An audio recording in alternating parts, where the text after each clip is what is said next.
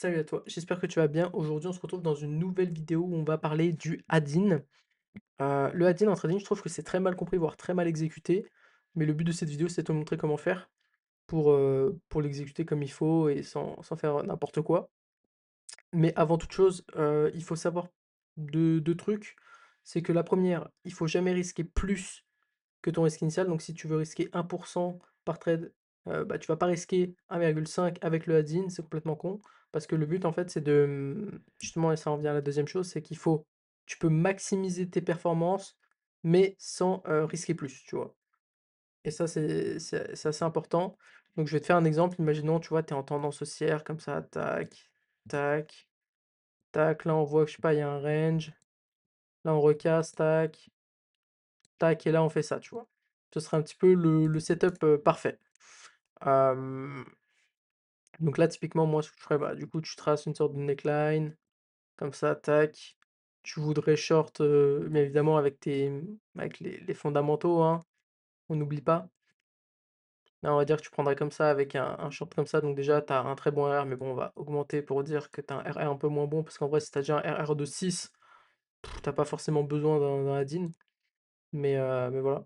Du coup, on va dire que, hop, voilà, hop, tu traces comme ça. Tu vois que le prix, commence à se développer, tac, tac, tac, tac, tac.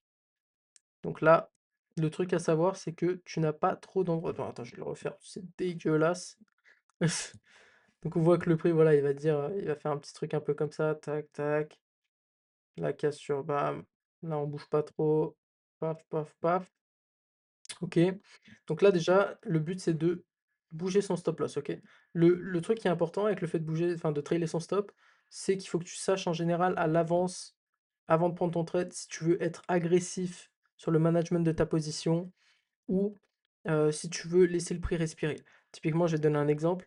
On est en, bah, je pense que tu le sais si tu suis les marchés, mais qu'en ce moment, bah, il y a du conflit au Moyen-Orient entre les US et l'Iran et avec Israël, etc.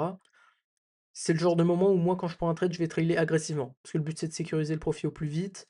Je vais pas du tout laisser le prix respirer, parce que c'est trop risqué, en fait. Après, je vais pas non plus coller, mon stop au prix, c'est pas le but, mais je vais quand même essayer de le trailer plus agressivement, donc surtout s'il y a des impulsions, et cetera. Après ça va dépendre du cas évidemment, mais voilà. Donc ensuite, on va dire que tu as enfin ce support, résistance un petit peu, comme tu veux et en général, dans ce genre de trade-là, enfin dans ce genre d'endroit, moi, tu vois, mon stop loss, bah, en général, il serait là. Bah là, après, je le bougerai ici, dans ce genre de cas. Si on est là, tu vois. Et si je veux add-in, bah, je vais placer un sell stop ici. Évidemment, je vais rebouger mon stop après sur ces niveaux-là, mais je vais genre attendre une sorte de cassure un petit peu, tu vois, tout en laissant le prix respirer. Donc, le but, ce serait oh là, ça bug. Ce serait de placer, voilà, le stop ici. De caler du coup ta target, c'est soit la même. Alors faut savoir un truc, personnellement, moi quand je add-in, je m'en fiche un petit peu, que la target fasse, 1 pour 3 au minimum en RR, parce que c'est trop compliqué, tu vas pas essayer de refermer plus, à risque de te manger un stop pour rien.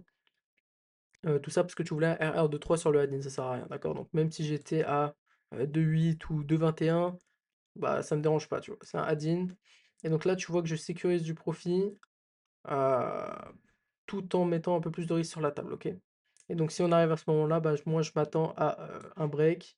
On va dire que là, boum, tu as une impulsion, tac, tac, tac, tac, tac, tac, tac.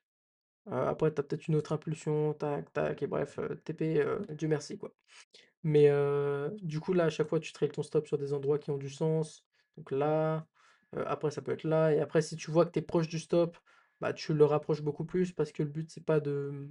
Genre, si tu es ici, genre, je sais pas, le prix, on va dire, il est là, tu vois, tac. Donc le prix, il est ici. Bah, tu vas pas laisser ton stop ici parce qu'en fait, si tu regardes, tu risques. Attends, faut que je me passe correctement.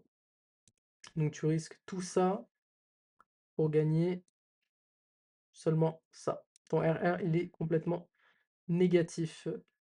Tu vois? Tu risques tout le profit qu'il y a ici pour seulement gagner ça, donc c'est complètement con. Si tu veux trader comme il faut que ce soit minimum 1. Donc en gros, il faudrait que tu places ton SL à peu près ici. Ça serait le meilleur endroit entre guillemets pour garder un risk reward positif et du coup pour, ne pas, faire d'erreur et ne pas du coup, perdre, ton potentiel gain. Non, je vais te montrer un petit peu ce que ça pourrait donner en conditions réelles. Donc là, ça, NZD4, c'était, bah, dans la vidéo précédente, j'avais fait, un exemple sur NZD4, par rapport au bruit de marché et cetera. Bah, là, je vais faire la même, pour le add-in, ici. Du coup, imaginons, bah, moi, j'avais pris le trade à peu près par là, truc comme ça. J'avais mis un SL assez serré. Puis après, on va dire que tu vas chercher quoi? Tu vas chercher ouais, on va dire que tu vas chercher non, non, j'aime pas. Faut aller chercher plus bas. Voilà, on va dire que tu vas chercher ces niveaux ici. Hem, on va dire que tu vas mettre un SL un peu plus loin. Comme ça fait un peu plus de sens. OK, donc là, on va dire que voilà, tu prends le trade et tu n'as pas de point de add-in, hein, on est bien d'accord? Pour l'instant, tu n'as aucun point de add-in. Donc moi, tu vois, ce que j'aurais fait, c'est que j'aurais attendu, bah, la cassure des 0,80 qu'on a eu ici et comme tu peux le voir, il y a pas vraiment de point où tu peux trailer ton stop. Donc pareil, je vais plutôt être du genre à, sécuriser à break-even là pour l'instant. Ça, c'est dans le cas où je veux laisser le prix respirer, attention, hein, ça c'est vraiment à prendre en compte.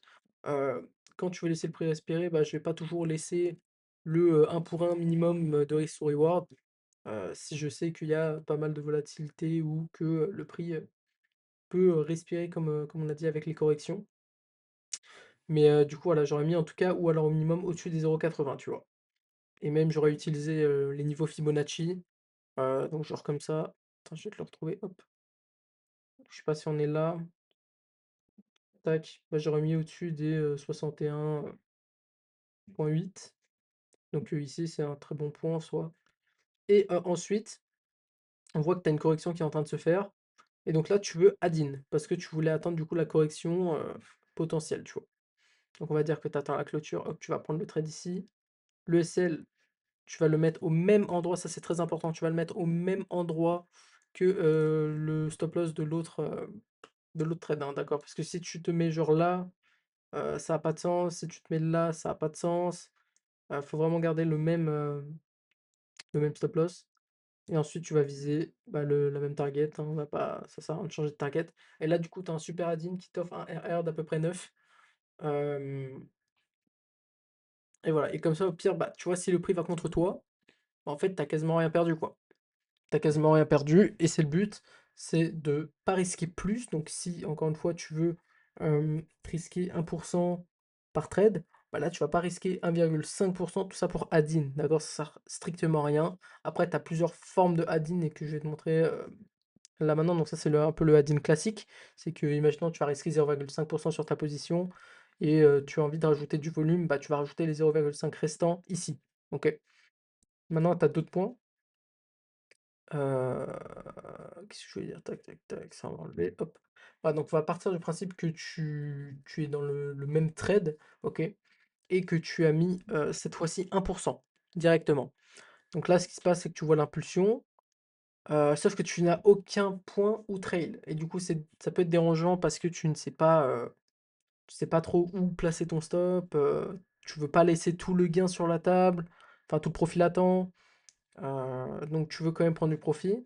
Donc ce que tu vas faire, qui est très intéressant, c'est à ces endroits-là, du coup, tu vas peut-être cut 50. Merde, qu'est-ce que j'ai fait? Attends, tac. Voilà, cet endroit-là, on va dire, tu vas cut 50 de ta position. Donc tu retires 50 de profit et tu vas attendre, une correction. Donc évidemment, quand moi je retire du profit, en général, je place mon stop loss à break-even en plus de ça, hein, parce que encore une fois, si tu retires 50 de profit, bah, tu vas pas laisser ton stop loss ici parce que s'il y a une grosse impulsion, en fait, tu perds ton gain que tu as retiré. Donc ça a pas de sens. Donc je mettrai mon SL à break-even. Et du coup, si je veux rajouter après le risque que j'avais mis initialement, que j'avais sécurisé, bah, pareil, je vais attendre la correction, le rejet. Hop, je vais rentrer ici, cette fois avec le SL au niveau du break-even. Et tu as un super RR, donc ça veut dire que là, tu as 2 positions à 0,50 de risque, et qui vont te rapporter du coup, un très, très beau gain, en sachant que tu as pu en plus de ça sécuriser les 50 latents de l'autre trade. Et donc ça je trouve que c'est le meilleur add-in à faire, parce qu'en soi, si tu as déjà enfin, si tu as 0,5 de risque, bah, c'est très bien aussi de rajouter, après. Mais je trouve que quand tu risques 1 que tu sécurises ton gain en retirant le profil latent et en le mettant après, plus tard sur des bonnes zones, bah, ça peut être très intéressant. Après, si les zones, elles sont dégueulasses, bon, bah, je te déconseille de add-in, ça a pas forcément on va dire, est-ce que ça vaut vraiment le coup d'aller risquer sur un price action qui est un peu dégueulasse? Heu, Moi je trouve pas, tu vois? Mais voilà, le but c'est d'être rentable à la fin, hein, c'est pas de prendre des risques, tout ça pour du gain. Donc voilà. En soi, le add-in n'est pas tant compliqué tant qu'on respecte les règles fondamentales qui est de, comme je t'ai dit au début de vidéo, ne pas risquer plus, que fait, son risque initial et du coup, tout en sécurisant du gain, derrière, tout le temps, tu vois? Faut vraiment pas que tu prennes plus de risques pour plus de gains, d'accord? Faut que tu aies un potentiel de gain plus élevé tout en gardant le même risque et voilà. Sur ce, j'espère que cette vidéo, elle t'a plu. Dis-moi s'il y a un autre sujet ou un autre sujet technique, sur lequel tu aimerais que je fasse une vidéo. Je te souhaite une bonne journée. Ciao, ciao.